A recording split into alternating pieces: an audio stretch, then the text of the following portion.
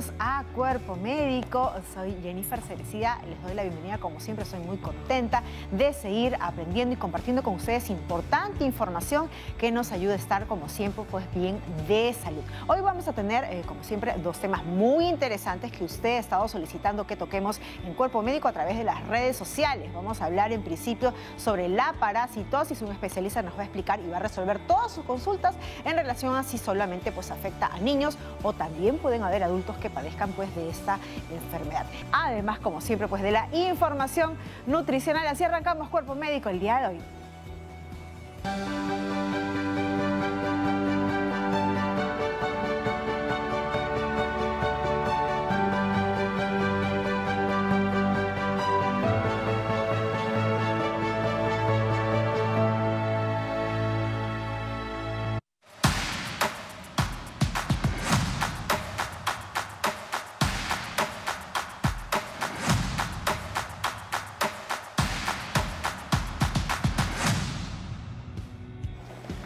Muy bien, más adelante vamos a hablar todo en relación a la parasitosis. Ya incluso hay muchas preguntas que están llegando, así que el especialista en cualquier momento se lo presento porque Sarita Busabá ya está listísima para hablarnos en relación al tema del calcio, cómo podemos de repente por ahí suministrarnos y subir nuestro calcio con la alimentación. Así que vamos rápidamente con un momento de nutrición.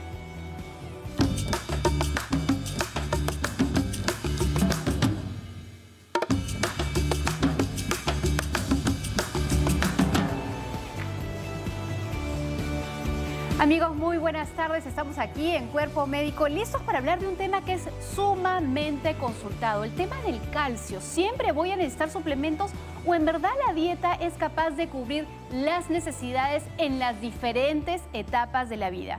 Miren ustedes, lo primero que quiero mostrarles es esta tablita donde indica qué cantidad de calcio necesitamos según nuestra edad y nuestra etapa de la vida.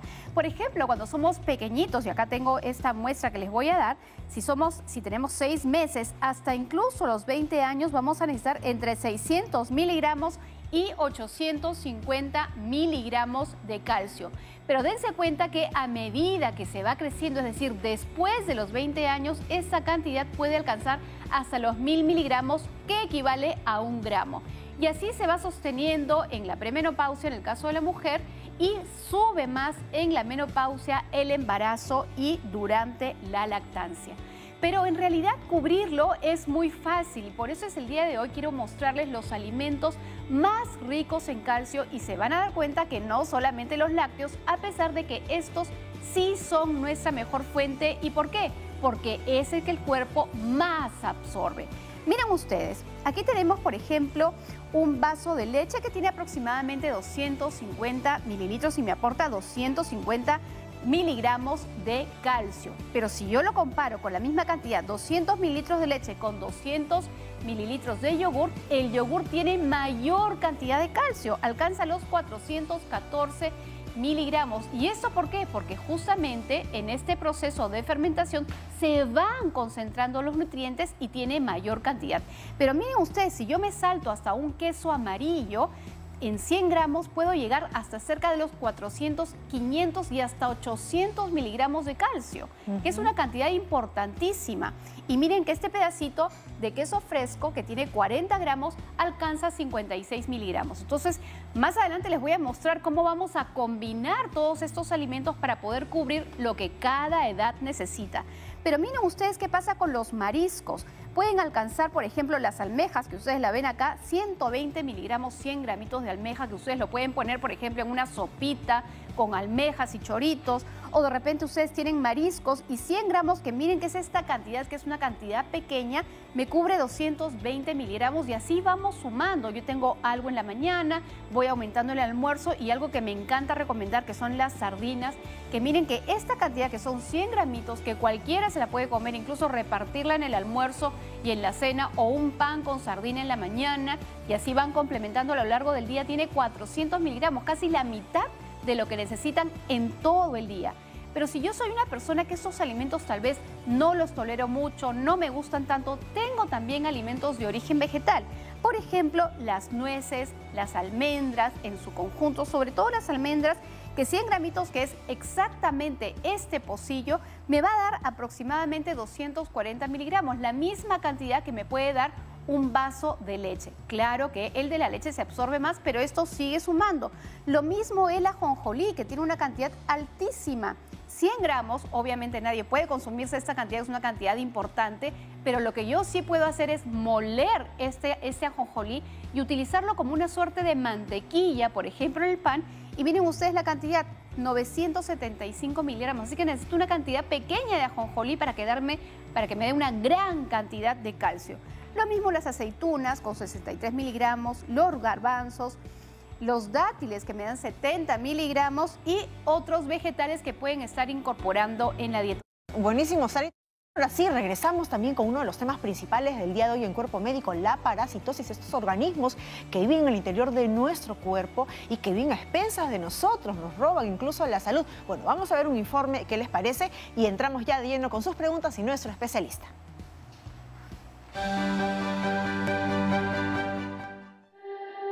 Amigos de Cuerpo Médico, los parásitos son seres vivos que viven de otros seres vivos, como por ejemplo el cuerpo humano. De esta forma pueden alimentarse y tener un lugar donde vivir. Ahora, ¿cómo podemos contraerlos? Bien se pueden ingerir por medio de los alimentos, el agua contaminada, la picadura de un insecto o por algún contacto sexual. Y algunas enfermedades parasitarias son más fáciles de tratar que otras. Es importante mencionarles que los parásitos varían en tamaño, desde muy pequeños, organismos unicelulares llamados protozoarios, hasta gusanos que pueden verse y observarse a simple vista. Por ejemplo, la OMS menciona que los parásitos intestinales ponen en peligro el crecimiento y el desarrollo infantil, debido a que estos organismos causan desnutrición, anemia y otras enfermedades que provocan bajo rendimiento y ausentismo escolar. Finalmente, algunos parásitos no causan síntomas precisamente, sin embargo, en algunas ocasiones pueden comprender, por ejemplo, picazón de la zona anal, vaginal, insomnio, irritabilidad, rechinado de los dientes y agitación, así como también dolor de estómago y náuseas ocasionales. Por esta razón, el tratamiento puede comprender la ingesta de medicamentos orales, el lavado a fondo de los pijamas, la ropa de la cama y la ropa interior. Y, para obtener mejores resultados, toda la familia debe recibir el tratamiento. Amigos de Cuerpo Médico, no se olviden que la prevención trae consigo salud. Gracias.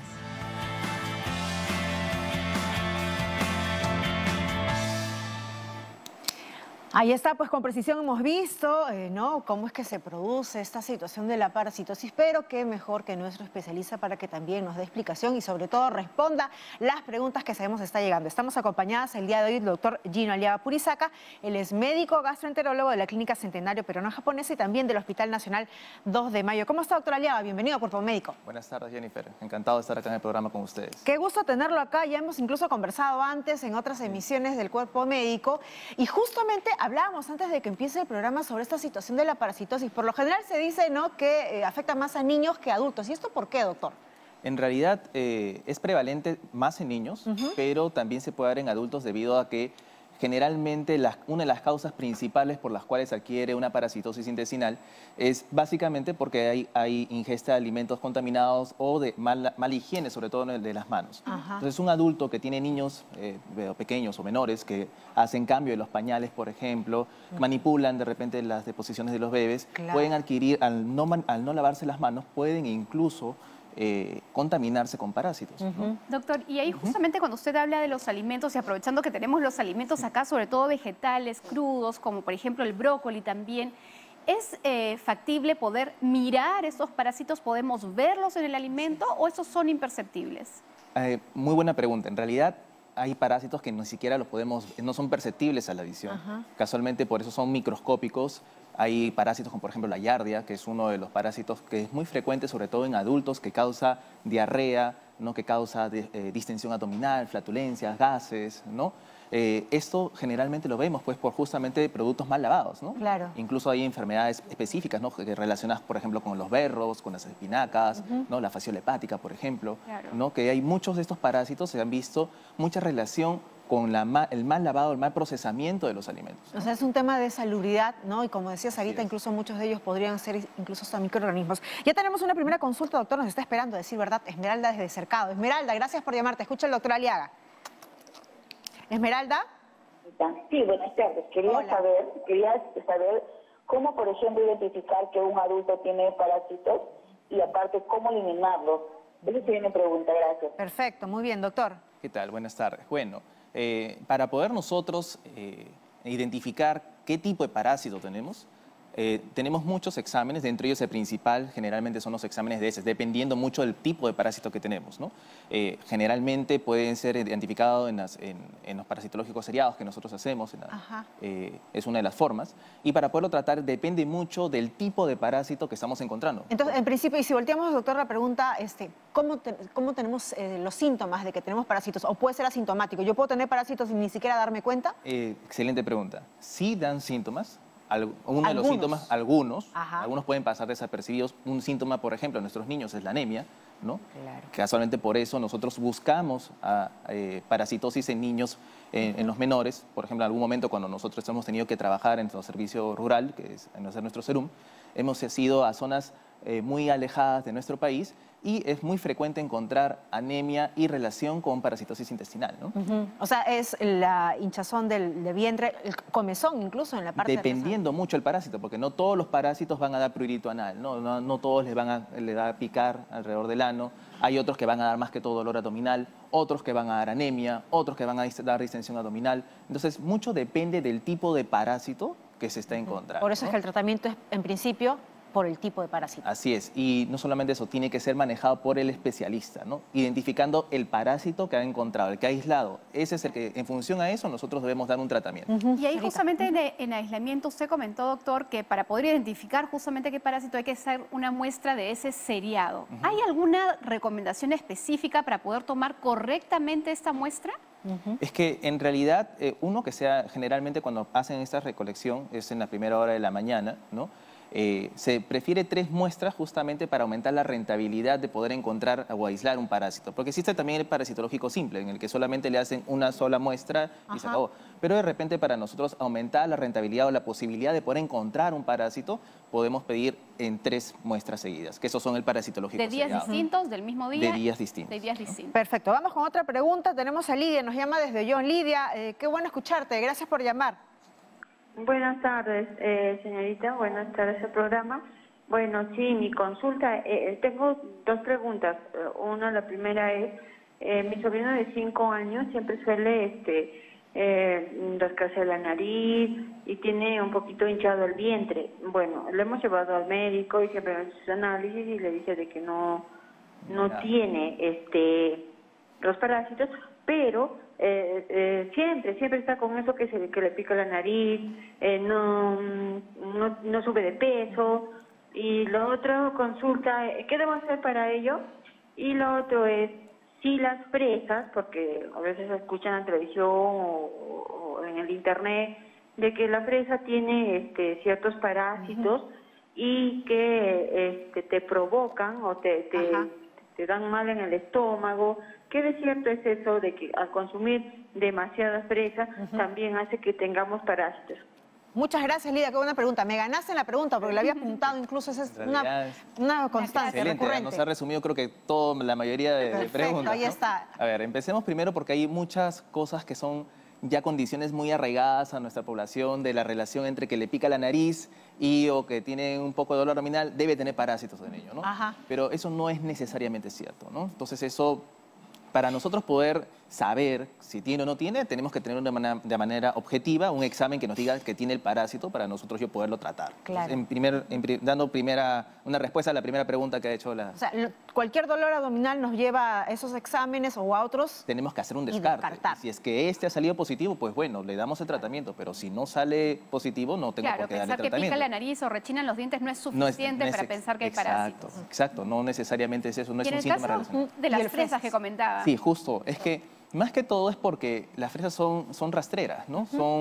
Muchas veces son regadas por aguas maltratadas de repente, ¿no? Entonces, ¿qué es lo que tenemos que hacer? La fresa es un alimento que se tiene que lavar adecuadamente, ¿no? No solamente consiste en agarrar y dejar la fresa con un poquito de agua, con cloro y lo enjuago, porque muchas veces estos parásitos se pegan en la fresa, ¿no? Entonces, en realidad, no es que la fresa cause. Claro. O sea, eso no es el problema. El problema es el mal procesamiento de la fresa, que son dos cosas totalmente diferentes, ¿no? Y hay que recordar que ahí la dilución, en caso quieren desinfectar la fresa u otros alimentos, una cucharadita de lejía en 4 litros de agua, por favor. 4 litros de agua más una cucharadita de lejía. Para poder limpiar para de poder manera ahí óptima. sumergir. Ajá. ¿Y cuánto tiempo, Sara? 1 minuto, no Un más. minuto, nada más. Pero Perfecto. antes, previo, bastante agua para lavarlo Claro, bien, ¿no? y para chorrearlo bien. Así es. Y enjuagarlo. Vamos con otra consulta rapidísimo para que entre en mayor cantidad de consultas. Margarita, gracias por llamar. Nos llamas desde Chancay. Buenas tardes, Jennifer. Buenas tardes, Hola. doctor. Mi Escucha. consulta es la siguiente. ¿Es posible que como medida preventiva a mis pequeñas de 5 y 2 años se le pueda dar el albendazol? Anteriormente, cuando no había pandemia, en su control del MINSA le daban como medida preventiva cada 6 meses el albendazol en jarabe. Entonces, bueno, ya hace 2 años que ellas no toman. Entonces, mi consulta es si yo le puedo dar como medida preventiva y si nosotros, sus padres, también podríamos tomar. Muy buena pregunta, Margarita. Vamos a algo así como una automedicación. No sé, vamos a ver qué dice el especialista. Excelente pregunta. En realidad esto me permite decir realmente que no existe una prevención. Lo que uno tiene que hacer es tratar el parásito que ha encontrado. No porque yo tome el antiparasitario, me va a prevenir de que yo no pueda adquirir el parásito. O sea, curarse en salud, como quien dice. No, o sea, definitivamente se tiene que primero aislar el parásito y yo lo trato. Pero Siempre yo y no cuando puedo- se encuentre el parásito. Exacto. O sea, por eso que tengo que identificar en una prueba. Pero si yo no encuentro un parásito, entonces, ¿cómo voy a prevenirlo? No existe un fármaco que prevenga el parásito. Lo que es la prevención está en tener una buena higiene, La salud, buen lavado de manos, buen procesamiento de alimentos, cocción adecuada de alimentos. Eso es lo que realmente va a prevenir una infección por parásitos. Y me imagino que las Perfecto. mascotas también es un riesgo, ¿no? Claro que sí, ¿no? Hay parásitos casualmente que tienen relación con los animalitos, casualmente porque los perritos, por ejemplo, se lamen el ano y Claro, obviamente igual que hay personas que tienen la costumbre de besarlos en el hocico, ¿no? Y obviamente es ahí donde se adquiere estos parásitos, estos huevitos que no los vemos porque son microscópicos, Exacto. se adquieren y después a lo largo de los años es donde recién uno lo ve, ¿no? Por ejemplo, uno de los casos más claros es la hidatidosis, estos parásitos que infectan generalmente se van al hígado o a veces a los pulmones, ¿no? Que está mucho relacionado con la gente que trabaja O sea, con ganado, ¿no? Nada de besito francés, ni esas muestras, ¿no? Con las mascotas, porque ya lo sabe, podríamos generar una parasitosis. Claro que sí. Doctor, vamos a seguir hablando de este tema, igual con Sarita, ¿no? Quien también va a regresar incluso más con el tema del calcio más adelante. ¿Qué les parece? Hacemos una pausa mientras que le damos tiempo a usted para que también pueda levantar su teléfono y hacer sus consultas. Hoy estamos hablando de la parasitosis esta tarde con el doctor Aliaga. Así que ya regresamos, no se mueva. Entonces sí hay...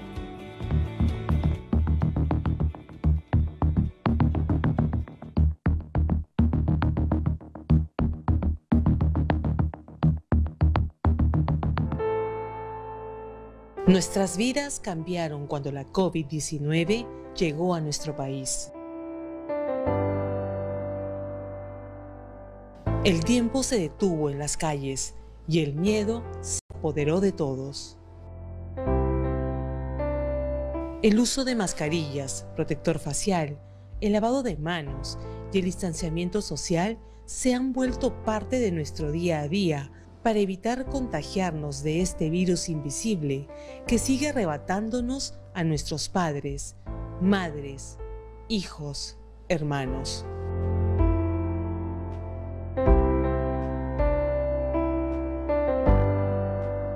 Durante este tiempo, nuestro personal de salud ha luchado desde diferentes frentes contra el coronavirus, que cada vez fue volviéndose más fuerte. Han aparecido nuevas variantes que acechan a la población y la ponen en mayor riesgo.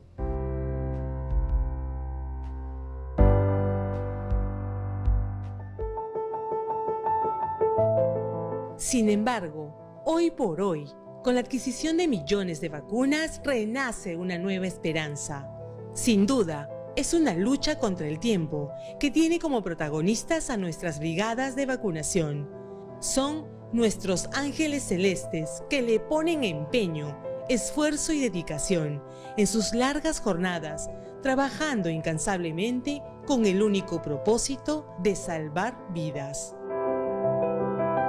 No importa si es de día, de noche o de madrugada, si tienen que caminar largas horas, cruzar ríos, dejando a sus seres queridos. Ellas y ellos no se detienen. Su misión es llevar la vacuna hasta el último rincón del país.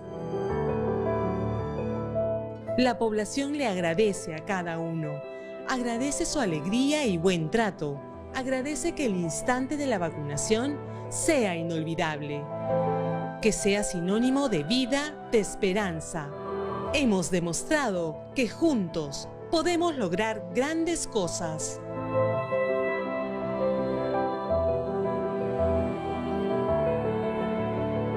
Gracias por tu entrega y por poner el hombro para alcanzar la meta de salvar cada vez más vidas.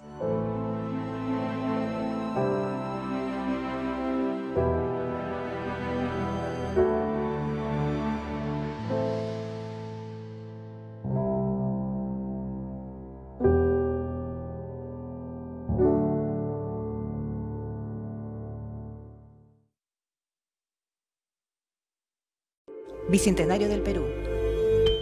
Gobierno del Perú.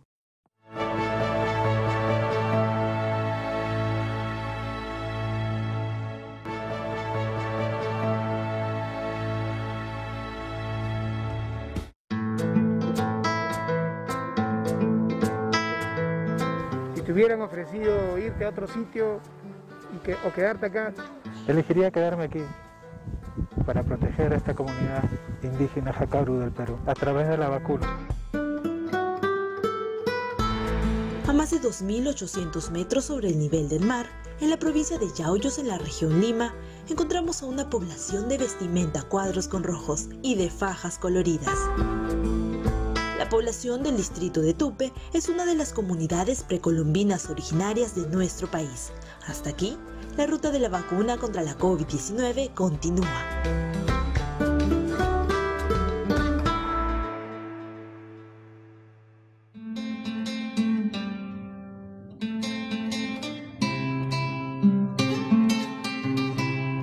Como el distrito de Tupe es una comunidad originaria, ¿no? Y tiene sus propias costumbres, y por lo tanto tenemos que tener una constante comunicación con las autoridades, seguidamente la sensibilización a la población para, con el debido permiso, la aceptación que tiene que tener sobre la vacuna se lleve de la mejor manera, porque tenemos que explicarle de todas maneras los beneficios de la vacuna y sobre todo las reacciones que puede haber y el seguimiento que tenemos que hacer para que ninguna persona se complique post vacuna.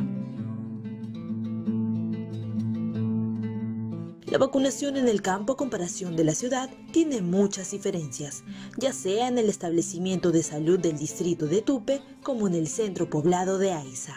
Si bien tenemos que cumplir la normativa que es de 8 a 4 de la tarde fundamentalmente, el recurso humano tiene que adecuarse a las actividades de la población. Eso quiere decir que la población podemos vacunarnos no a las 8, sino a partir de las 7, 6 de la mañana, antes que salgan a trabajar, que vayan a sus estancias, a sus chacras. La población va a regresar a partir de 4 o 5 de la tarde, entonces también tenemos que estar acá preparados para que ellos puedan acudir en esas horas y poderlo atenderlos. Así como vemos acá, me ves aquí en el campo, nosotros al no llegar a la población porque no es tan accesible al puesto de salud un poquito retirado, nosotros tenemos que salir a caminar a campo, ¿no? Tenemos que pasar un río, tenemos que caminar los cerros, con el fin de cumplir nuestro objetivo, cumplir la meta.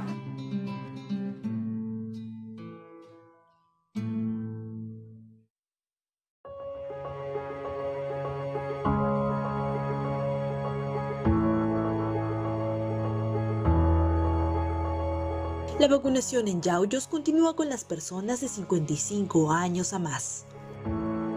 Cada vez que aplico una vacuna me siento contento porque ya estoy protegiendo a mi población. ¿Cómo te sientes? No, estoy bien. No me viene ni sueño nada. La vacuna sirve para cuidarme. A todos los paisanos, a todas las personas a nivel de todo el Perú, ¿no? Del mundo, vacúnense. Siempre nos vamos a contagiar del COVID, pero va a ser más leve con la vacuna. Así como Henry y Lucho, muchos de nuestros vacunadores y vacunadoras continúan llevando vida a la población de los Andes de Lima región y de otras zonas de nuestro país, para vacunar hasta el último peruano. Acá en el distrito Tupe de la provincia de Yauyos, a donde esté el último tupino, a la punta del cerro, ahí tenemos que llegar a vacunar. En el distrito de Tupe, yo pongo el hombro por el Perú.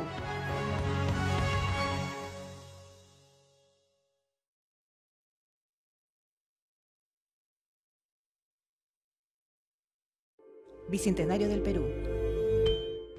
Gobierno del Perú. Muy interesante todo lo que hemos estado aprendiendo a propósito de la parasitosis. Nos comprometemos a tocarlo en una próxima edición de Cuerpo Médico y de invitar nuevamente al especialista, al doctor Aliaga, que nos ha compartido tanta información. Y queremos que justamente, doctor Aliaga, ¿qué le parece si nos da recomendaciones finales puntuales? Toda la población, ¿no? Y sabemos que ha habido incluso muchas llamadas, ya serán para la siguiente edición, que se han quedado preguntando cómo lo prevenimos, cómo evitamos el tratamiento. Por favor, doctor. Bueno, ante todo, lo más importante es la prevención, pero la prevención radica en el correcto lavado y el procesamiento de nuestros alimentos, el correcto lavado de nuestras manos, es decir, la higiene es lo más importante para lo que es la prevención de adquirir un parásito. No existe un fármaco que prevenga un parásito, sino que básicamente radica en cómo nosotros vamos a procesar nuestros alimentos para poder tener una adecuada cultura de prevención. Perfecto, muchísimas gracias, doctor. Hemos estado con el doctor Gino Aliaga Purizaca, médico gastroenterólogo de la Clínica Centenario Peruano Japonesa y también del Hospital Nacional de Mayo. Así que tenemos muchísimo contenido para que usted siempre esté bien de salud. Y recuerda que también puede ver este programa en el canal de YouTube de TE Perú. Nos vemos en la próxima. Chao, cuídese.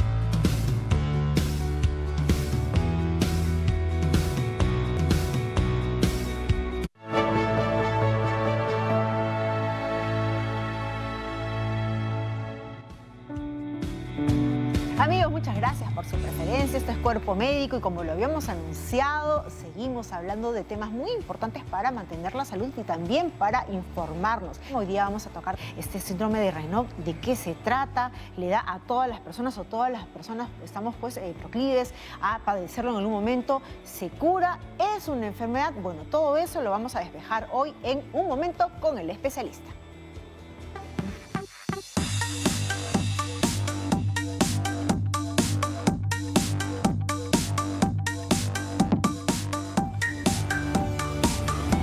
Ahí está, pues síndrome de Raynaud es el tema de hoy. Vamos a presentar al especialista que el día de hoy va a absolver las consultas que incluso ya le estábamos haciendo. Pues estamos con el doctor José Luis Alfaro, él es médico, reumatólogo del Hospital Nacional Guillermo Almenara y también es presidente de la Sociedad Peruana de Reumatología, así que tenemos al especialista de los especialistas. ¿Cómo está, doctor?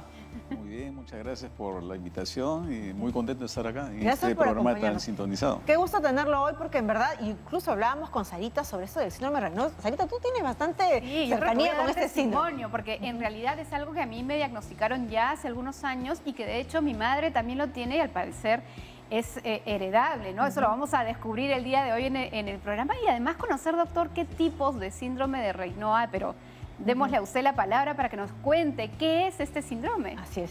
Ok. Bueno, algunos le llaman síndrome, otros le llaman enfermedad, otros fenómenos.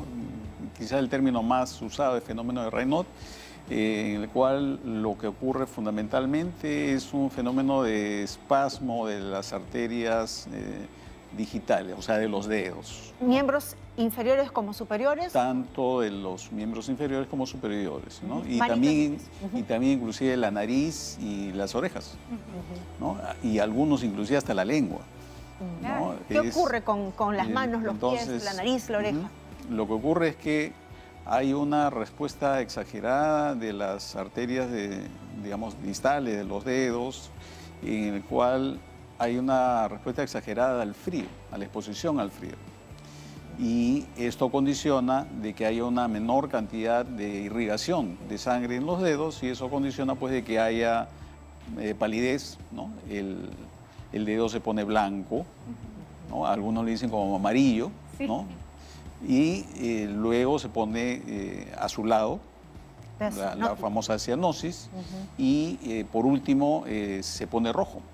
Se pone rojo el dedo, ¿no? Es el fenómeno de lo que se llama de reperfusión, o sea, vuelve a llegar la sangre y entonces se dilatan las arterias y llega más sangre y se pone rojo el dedo, ¿no? Entonces son 3 fases, pero hay algunas personas que pueden tener 2 fases, ¿no?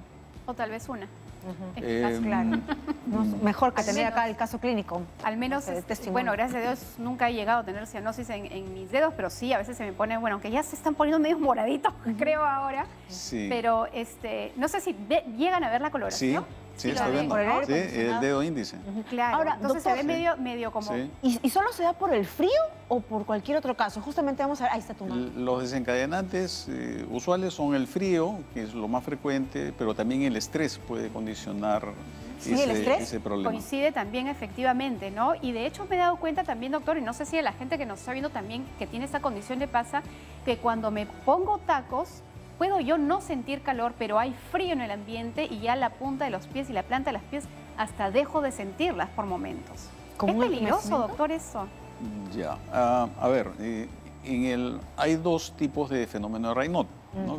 que habían mencionado, ¿no? El primario y el secundario. En el primario realmente no es mucho problema, a la final es solamente ahí este cambio de coloración, el dedo se pone frío, pero no pasa nada más. Se vuelve a llenar de sangre el dedo y ya está. Se acabó el problema. Con unos guantes. Exacto. Lavarse con agua tibia de pronto. Entonces, en la forma primaria usualmente no pasa nada. El problema es en la forma secundaria, es que sí puede llegar inclusive el dedo a gangrenarse. O sea, se muere el dedo. Todo. Se puede llegar a gangrenar en los casos más severos y puede llegar inclusive a requerir amputación. Pero también puede ocurrir formación de úlceras, se comienza a hacer llaguitas en los dedos. Doctor, me pongo a pensar en las personas que viven en altitud y que pudieran tener ese problema. Ellos me imagino que sufrirán mucho más tal vez en las orejas, en la nariz. ¿Cómo deberían cuidarse ellos? Y cuando nos habla de la forma secundaria, ¿es algo distinto o esto significa otra cosa? Claro, las formas secundarias se refiere a que hay una enfermedad de fondo que lo está ocasionando. ¿Puede ser un síntoma entonces de una enfermedad crónica, de una enfermedad de fondo? Es correcto, así es. ¿Como cuál, por ejemplo? Así es. Hay una serie de enfermedades que pueden producir esto. Por ejemplo, en enfermedades reumáticas, el lupus eritematoso sistémico, la esclerosis sistémica, eso que se pone la piel dura. En casos raros también la artritis reumatoide, dermatomiositis y una serie de enfermedades más, ¿no? ¿Y solo se presenta en adultos o también puede haber niños que tengan esta...? Esta es una enfermedad que puede atacar realmente a cualquier persona, ¿no? Más o menos la frecuencia está alrededor, en la población mundial, alrededor del 5%. ¿Mujer, varón? Más frecuente en las formas primarias en mujeres que en varones. Inclusive la relación puede ser tan alta como de 9 a 1. ¡Wow! Sí. Increíble. Es mucho más frecuente en mujeres que en varones. Hay que estar atentos entonces a ustedes, amas de casa, que están ahí mirándonos, personas que pueden estar en diferentes partes de nuestro país, que de pronto hay heladas en alguna época del año y se dan cuenta que las manos están cambiando de calor, puede tener este síndrome de Raynaud y ver si además no hay otra enfermedad de fondo. Tenemos consultas que nos llegan desde las redes sociales, vamos a leerla esta vez desde el Facebook. Y nos escribe Carmen Aguilar. Mi hijo tiene 17 años y a los 15 desarrolló el fenómeno de Raynaud. Las pruebas que le han hecho solo han sido analíticas. También está en observación por si presenta otros síntomas. ¿Qué pruebas debería hacerse? Para empezar, hay que diferenciar, como dije, fenómeno de Raynaud primario y secundario. El primario, usualmente las personas son más jóvenes, menos de 30 años. y el secundario usualmente mayores de 40 años. Entonces, por la edad del joven, lo más probable es que sea primario, salvo que tenga alguna enfermedad de fondo. Entonces, lo que habría que definir es, ¿solamente tiene Raynaud y no tiene nada más? Si no tiene nada más, lo más probable es que sea un Raynaud primario. ¿A partir de qué edad una persona puede someterse a estos exámenes para determinar y llegar a saber, ¿no?, con precisión de qué tiene este fenómeno? Bueno, realmente es bastante sencillo el diagnóstico. El diagnóstico es fundamentalmente clínico, ¿no? Es preguntarle, ¿tiene sensibilidad al frío? ¿Cambia de color su dedo cuando se expone al frío? Y qué coloración es la que le produce, ¿no? La palidez y la cianosis, que es lo usual, ¿no? Doctor, y en su experiencia diaria, ¿no?, usted que tiene tantos años trabajando en esta institución, además como presidente de la Sociedad Peruana de Reumatología, ¿ve casos de gravedad que se hayan iniciado justamente a propósito de este fenómeno? ¿Es muy frecuente o no? En nuestra población realmente no es muy frecuente, ¿no? Como decía, en población a nivel mundial está alrededor del 5%. Como había mencionado también, el hecho de vivir en zonas de mayor altitud puede predisponer sí a esto, ¿no? Porque justamente se presenta en zonas donde hace más frío. Claro. Y de hecho se desencadena en épocas como esta de invierno, ¿no? Entonces... Doctor, ¿y esta sensibilidad al frío puede pasar a la inversa, que exista una sensibilidad al calor y que dé el efecto contrario, en lugar de que se contraigan las arterias, más bien se dilaten y que generen, no sé, una caída de presión, por ejemplo? No. Este fenómeno es distal. Entonces no va a haber nunca baja de presión, ¿no? Entonces no es ningún problema. Acá la sensibilidad es un espasmo de la arteria, ¿no? Entonces no dilatación. Y en buena medida que es en la zona distal, es decir, en las terminaciones, digamos, de las manos, de los pies, porque me imagino si hubiese mucho frío y de repente alguna venita o arteria cerca del ojo o cerca de algún órgano, podría ser muy grave, claro, pero no se da esas características. No, definitivamente no. ¿Y tiene que ver algo, doctor, el tema de la raza o no? Bueno, de hecho es más frecuente en personas de raza blanca, ¿no? Es más fácil de determinar, digamos, ¿no? De notarlo. Es más fácil, ¿no? Tal vez alguien con piel oscura tal vez puede tenerlo, pero no lo nota. Pero se pondría amarillo, ¿no? Claro. Se pondría amarillo de repente de una manera mucho más visible. Sí, es más frecuente en personas de raza blanca, definitivamente. Doctor, ¿qué recomendaciones puede dar ya justo para ir cerrando y englobando pues todos los temas a propósito de este fenómeno de Raynaud a todas las personas que nos están viendo a propósito de este fenómeno que no suele escucharse mucho, ¿no? Al menos en nombre. Claro. A ver, para empezar, la mayor parte de personas tienen una enfermedad benigna, ¿no? El fenómeno de Raynaud primario, como regla general, no ocasiona mayores problemas, ¿no? Por lo tanto, ahí lo fundamental es evitar exposición al frío y pues nada más, ¿no? Pero si este fenómeno de Raynaud se presenta en personas mayores de 40 años, tienen algunas manifestaciones distintas, como por ejemplo una fiebre de causa no explicada, o comienza a tener cambios al nivel de la piel o manchas en la piel, o cualquier otra manifestación que vaya asociada, pues entonces hay que hacer una investigación para descartar causas secundarias, que es, digamos, el problema principal realmente y más severo, ¿no? Perfecto, muy bien. Muchísimas gracias, doctor. Hemos estado con el doctor José Luis Alfaro, médico reumatólogo del Hospital Nacional Guillermo Almenara y también presidente de la Sociedad Peruana de Reumatología, con quien hemos abordado y nos ha explicado muy bien todo sobre el fenómeno de Raynaud. Muchas gracias, doctor Alfaro. Qué gusto tenerlo aquí en el estudio. Muchas gracias a ustedes por la invitación y un saludo a todos y, bueno, pásenla bien. Muy bien. Y a seguirse cuidando. Claro, sí, a seguirse cuidando. Vamos a hacer ahora sí una pausa, pero antes Sarita nos va a tener un adelanto de lo que va a tener en el siguiente bloque. Y yo también les voy a contar por qué es que Sarita me ha traído aquí una calculadora. Yo no sé qué cosas quiere que yo saque cuentas. Tenemos tarea, Jenny. Ustedes también tengan su tarea en casa para que apunten de qué manera y fácilmente podemos cubrir ese calcio que necesitamos a lo largo de nuestro día y en todas las etapas de la vida. No se lo pierdan. Muy bien, regresamos con eso y más luego de la pausa, así que yo voy a estar acá sacando cuentas, no se la pierda, ya venimos.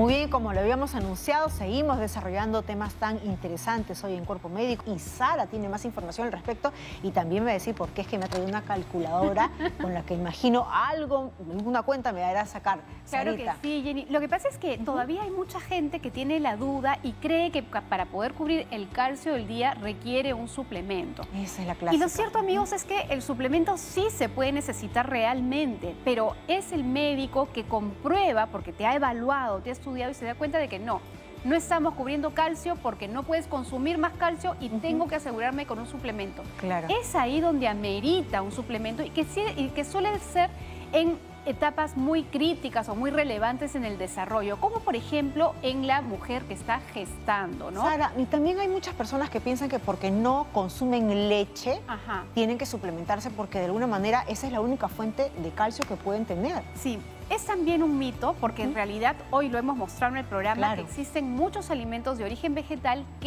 y otros que no son lácteos que también aportan calcio y con una dieta cuidada, disciplinada, sí lo cubres, pero si tú eres consciente y te das cuenta de que no vas a cumplir eso, de que no vas a estar cuidando y buscando alimentos fuentes en calcio, tal vez la suplementación se hace necesaria. ¿Por qué? Porque si tú desde que eres niño y vas avanzando hasta los 30 años no has logrado consumir el calcio que necesitas todos los días, esos huesos no van a crecer o no se van a formar con la densidad ósea que se necesita. Y acuérdate que a partir de los 30 años tú ya no formas más densidad ósea, solamente mantienes lo que has acumulado en ese tiempo con la ingesta de alimentos ricos en calcio. Luego, cuando ya viene la premenopausia y cambian las hormonas, los estrógenos van disminuyendo, entonces la capacidad de tener este hueso denso disminuye y perdemos más calcio y es ahí donde empiezan los temas de osteoporosis o de osteopenia. Por eso es tan importante que desde que somos pequeños aseguremos el calcio en los alimentos. Y para eso te he traído la tarea de la calculadora para que te ayudes a sumar y contarles a ustedes, amigos, que es muy fácil cubrir el calcio en la dieta. Así que ustedes presten mucha atención y tomen nota de esto porque es un ejemplo que ustedes, por supuesto, lo pueden variar como quieran, ¿no? Perfecto, así que tomen su cuaderno donde imagino escriben todas las recomendaciones nutricionales todos los días y también si tienen por ahí la calculadora. Sara, no te olvides lo del germen de trigo que te había preguntado más temprano. De todas maneras lo vamos a conversar ahora.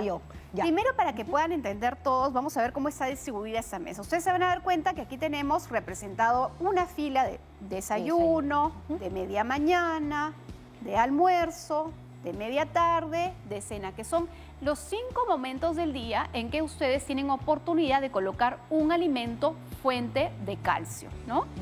Y esto lo he separado en 3 filas también porque vamos a representar las diferentes edades, ¿no? Aquellas personas desde los 6 meses hasta los 20 años incluso que necesitan entre 600 y 850 miligramos de calcio. Y es esta primera fila.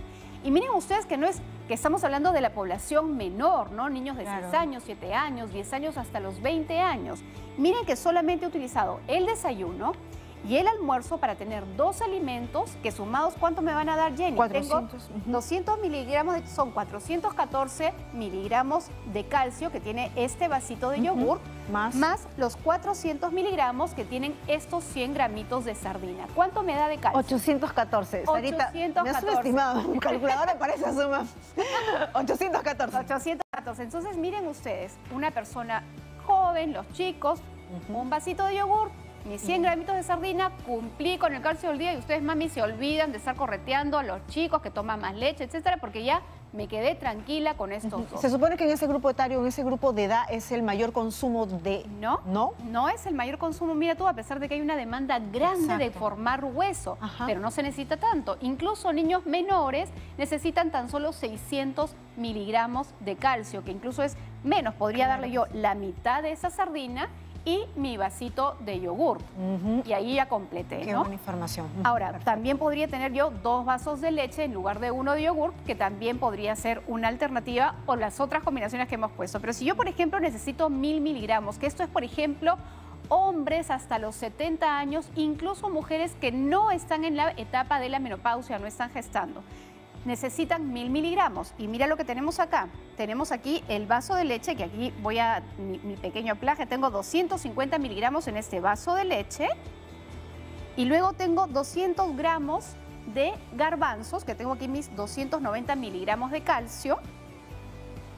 A la media tarde me voy a antojar de mi vasito de yogur, que tengo 414 miligramos.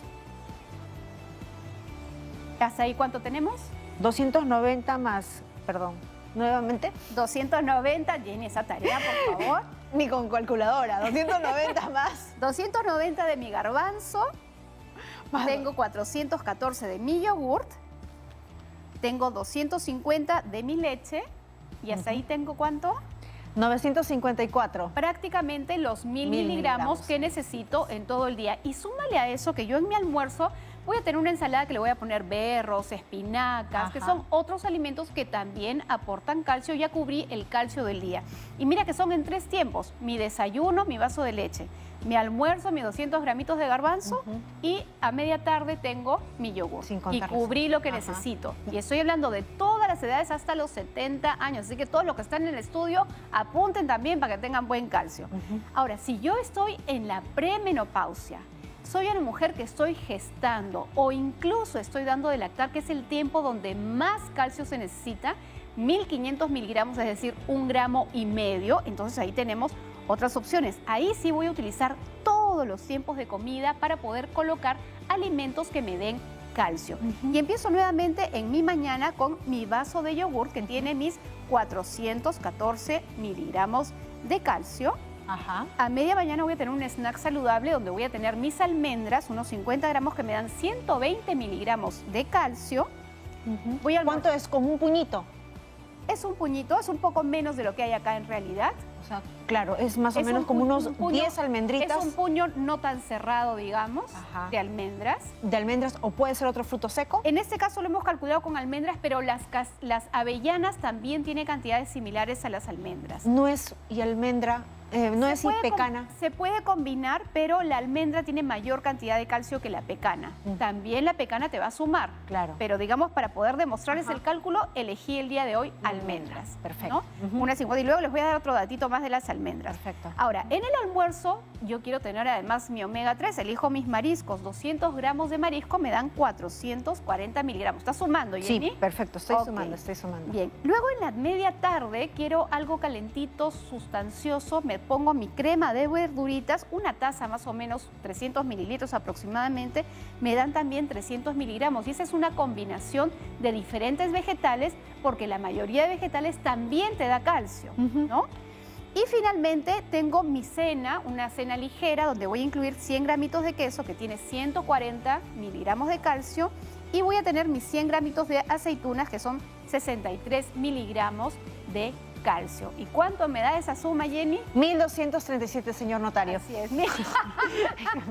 Muy bien, perfecto. Casi que llegamos a los 1500, pero de todas maneras, si yo quiero completar estos 1500, puedo aumentar más almendras, puedo colocar un poquito más de yogurt o incluso cambiar a un queso que me da mayor concentración de calcio. Por ejemplo, los quesos maduros amarillos, 100 gramitos pueden alcanzarte a dar hasta 500 miligramos de calcio. Tipo queso paria, estos quesos más... El queso paria se parece más al fresco, pero un queso Edam, un queso Gouda, por ejemplo, un mantecoso, un parmesano, tiene bastante más calcio. De hecho, 60 gramitos de parmesano, que es una cantidad...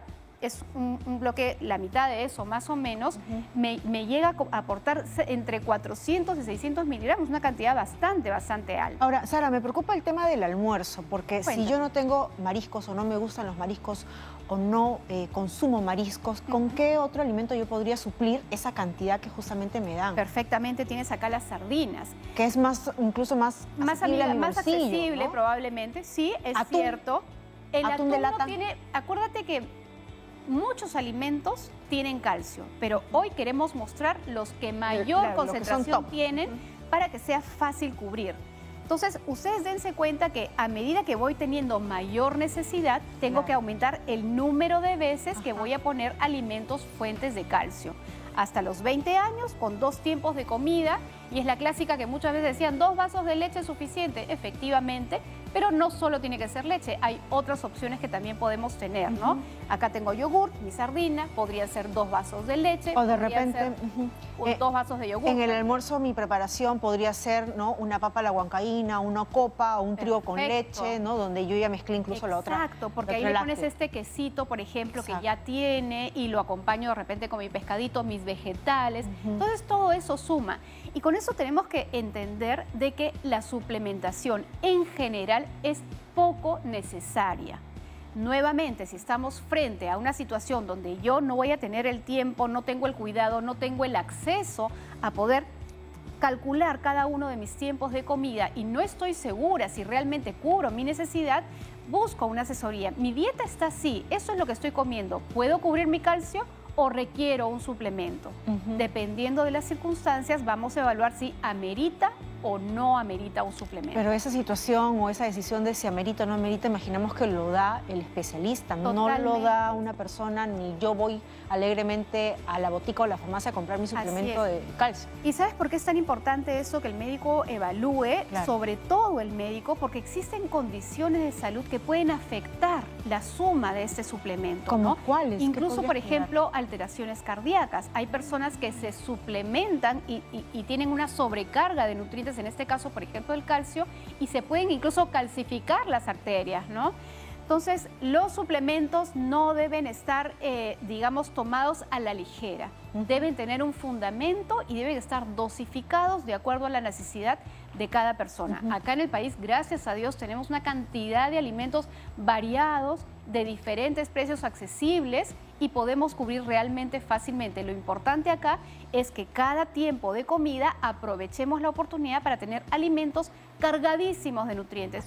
Pero si yo, por ejemplo, no sé, soy un adolescente, no tomé mi desayuno, me tomé simplemente mi cafecito, porque eso pasa muchas veces, luego mi galletita, más tarde, bueno, lo que prepararon en mi casa y más tarde tampoco no tengo hambre, prefiero, pues, no sé, una papa frita. No estoy fácil que no llego ni siquiera al requerimiento, pues, del desayuno, ¿no? Así es. Muy bien. Sara, y en relación al tema de cuando mezclo o hago la combinación para poder asimilar bien el calcio del producto, por ejemplo, si yo tomo café con leche, ¿se pierde el calcio con el café? ¿Hay algún tipo de combinación que yo pueda darle como que el power? Esta pregunta, efectivamente, hay interacción con alimentos, pero lo que se observa es que para que yo tenga esta interacción tendría que consumir una alta cantidad de cacao o de café junto con ese alimento rico en calcio para que afecte la absorción de ese mineral, ¿no? Y respecto del germen de trigo, efectivamente también tiene calcio, pero no lo consideramos como uno de los alimentos potentes o altamente concentrados en calcio, pero complementa la dieta y va sumando, por supuesto, como vemos acá, que vamos sumando. Y lo último que sí tengo que decir, recuerden cuando hemos hablado en algún momento de la activación, de justamente sumergir, por ejemplo, las menestras o sumergir las nueces, justamente eso permite que la absorción de este calcio sea mejor. Entonces, si yo quiero aprovechar el calcio de las almendras, sí conviene sumergirlas en agua unas horas y así activarlas y poder aprovechar mejor ese calcio. Buenísimo. Con ese tip nos quedamos entonces. Muchísimas gracias, Sarita. Ahí está. Entonces ya usted sabe, imagino ha quedado un trome, ¿no? Así como yo en estos momentos sobre el tema del calcio, así que ya lo sabe, no vaya a la suplementación de manera no independiente. Eso siempre es preferible que lo haga un especialista en la salud, la que le recomiendo a usted si es que debe o no suplementarse. Momento de decir gracias por su preferencia. Recuerda que ahora Cuerpo Médico en estos días tenemos muchísimo contenido para que usted siempre esté bien de salud, y recuerda que también puede ver este programa en el canal de YouTube de TE Perú. Nos vemos en la próxima. Chao, cuídese.